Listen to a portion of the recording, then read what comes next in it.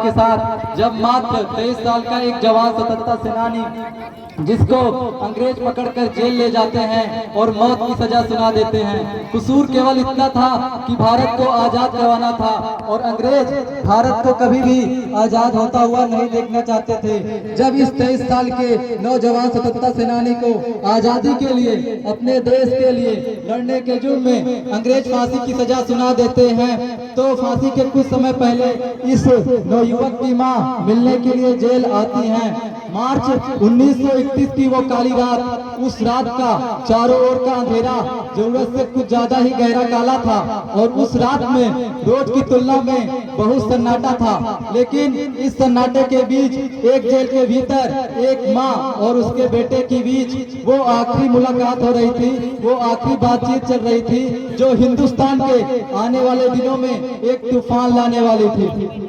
और ये बातचीत सिर्फ शब्दों का आदान प्रदान नहीं था, बल्कि एक माँ के ममता और साहस और एक जवान बेटे के बलिदान के संकल्प की कहानी थी। माँ की आंखों में आंसू थे और उनका हृदय अपने बेटे के साहस पर गर्व कर रहा था। जेलर ने माँ को अंदर बुलाया और उन्हें उस कोठरी की तरफ लेकर के गया जहाँ इस नौयुवक को रखा गया था।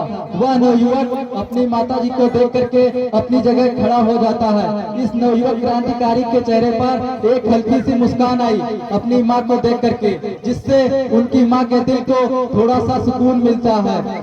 वह नौयुवक मुस्कुराते हुए बोलता है, माँ आप आई, मुझे पता था आप आएंगी। माँ आंसू भरे आंखों से बेटे को कहा, बेटा तुम्हारे बिना ये दुनिया कैसी होगी, मैं तुम्हें हर पल याद करूंगी। वह नौयुवक अपनी माँ के पास बैठ जाते हैं और उनके हाथों को अपने हाथों में थाम लेते हैं और कहते हैं, माँ मैं जानता हूँ कि आपके लिए कितना कठिन है, लेकिन मैंने हमेशा अपने देश के लिए जीने और मरने की कसम खाई है और आज वही दिन है। माँ ने अपने आंसू पोंछते हुए कहती हैं कि बेटा कोई भी माँ अपने बेटे को अपने सामने खोता हुआ नहीं देखना चाहते, पर तुम्हारा उद्देश्य बहुत बड़ा है, मुझे तुम पर गर्व है। तुमने जो किया ना वो बहुत कम लोग ही कर पाते हैं, पर एक माँ का दिल उसके बेटे के बिना कैसा रहेगा। तुम्हारे जाने के बाद मैं तुम्हारी यादों को तो जिंदा रख लूंगी, पर एक माँ के लिए उसका बेटा ही सब कुछ है। कैसे मैं इन हाथों से तेरे शरीर को उठाऊंगी जिन हाथों से मैंने बालपन में तुझे खाना खिलाया था। दोनों कुछ पल के लिए खामोश हो जाते हैं और तभी वह नौयुवक उस खामोशी को चीरते हुए कहता है, हाँ माँ मैं जानता हूँ कि आपके लिए कितना कठिन है, लेकिन याद रखें मेरी मृत्यु बेकार नहीं जाएगी। मैं उन लाखों लोगों के लिए मरने जा रहा हूँ जो स्वतंत्रता की राह देख रहे हैं। मेरा बलिदान एक दिन जरूर इस देश को आजाद करेगा और मुझे खोने की फिक्र मत करना माँ, क्योंकि अगर आज मैं एक भगत सिंह बलिदान दे दूंगा ना तो इस देश में हजारों भगत सिंह पैदा होंगे, लाखों भगत सिंह पैदा होंगे, जिनमें तेरे इस बेटे की छवि होगी। इसलिए माँ मुझे खोने की फिक्र मत करना। लिखने वालों ने क्या खूब लिखा है कि शहीदों की चिताओं पर लगेंगे हर वर्ष मेले और वतन पर मिटने वालों का यही बाकी निशा होगा। 23 साल के भगत सिंह को हंसते हंसते फांसी पर चढ़ जाना मंजूर था, पर गुलामी में जीवन जीना उन्होंने कभी स्वीकार नहीं किया। ऐसे कई नाम है इतिहास में, सुखदेव, राजगुरु, मंगल पांडे, राम प्रसाद बिस्मिल, अशफाक उल्लाह खां, ठाकुर रोशन सिंह, बटुकेश्वर दत्त, महात्मा गांधी, सत्येंद्रनाथ बोस, सुभाष चंद्र बोस, चंद्रशेखर आजाद, बाल गंगाधर तिलक, गोपाल कृष्ण गोखले।